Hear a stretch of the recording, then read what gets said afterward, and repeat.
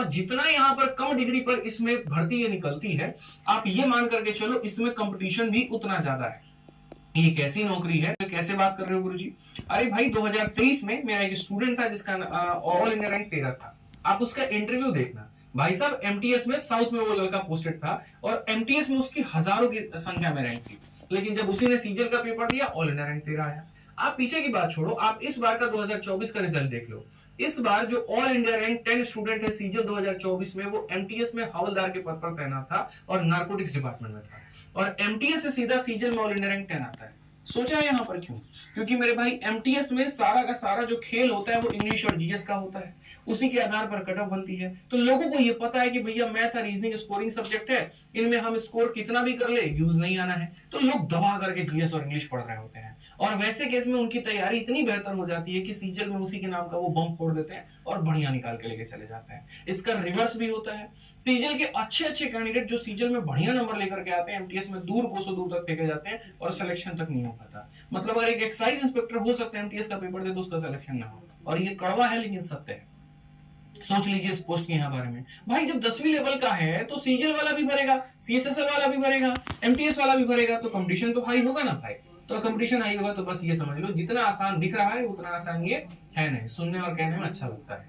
तो अगर हम बात करें एमटीएस में दो तरह के पद हैं, एक एमटीएस जो कि पूरा डेस्क जॉब है जहां पर आपको ऑफिस में बैठ करके काम करना है, और दूसरा जो कि हवलदार है। एक तरीके से आप ऐसे मान लीजिए कांस्टेबल और होमगार्ड टाइप में, मतलब आपको यूनिफॉर्म मिलेगा और आपको अलग अलग सरकारी कार्यालय में, ऑफिस में आपको पब्लिक डीलिंग नहीं करना है, क्राइम डील नहीं करना है। आपको जैसे कार्यालय है, मान लीजिए कहीं पर कोई ऑफिस है, तो वहां पर जाकर के मेरे भाई जैसे सीबीआईएससी और सीबीआई नारकोटिक्स वाले में मैंने कहा ना, ऑल इंडिया रैंक 10 जो आए थे वो नारकोटिक्स से ही थे और उन्होंने इसमें काम किया था नारकोटिक्स डिपार्टमेंट में। तो इसीलिए सीजीएल में ऑल इंडिया रैंक 10 आने के बाद में भी उन्होंने सब इंस्पेक्टर इन नारकोटिक्स चूज किया, ना कि इनकम टैक्स, ना कि एमईए, ना कुछ। उन्होंने कहा सर मैं डिपार्टमेंट का चप्पा चप्पा जर्रा जर्रा जानता हूँ, तो मैं इसी में जाना पसंद करूंगा, मुझे इसमें सुकून लगता है।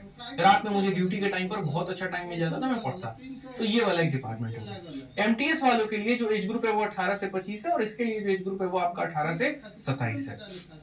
अब अगर हम आगे बात करें यहाँ पर, तो देखो भर्तियां कितनी है भैया, दो अलग अलग तरह के पद होते हैं। असल में एमटीएस की थोड़ी पिछली की भर्ती मैं दिखाता हूँ। 2022 में 11,994, 2023 में लगभग 1,370, 2024 में 6,144 और 25 में इन्होंने कुछ भी नहीं दिया। तो क्या जीरो है? अरे जीरो होता तो हम जीरो लिखते ना, जीरो नहीं है। असल में यहाँ पर एसएससी ने अपने नोटिस में कहा है कि अभी हम वैकेंसी की गणना कर रहे हैं और जब हमें टोटल मिल जाएगा तो हम तुमको बता देंगे। ये उनको नहीं पता, अभी डिपार्टमेंट लोगों ने उनको भेजा नहीं। लेकिन जो हवलदार वाला जो कि सीबीआईसी और सीबीएन में है, उसमें यहाँ पर स्पष्ट रूप से इन्होंने कह दिया जी हमारे पास में इतनी वैकेंसी आई है, और स्टार लगा करके ये कह दिया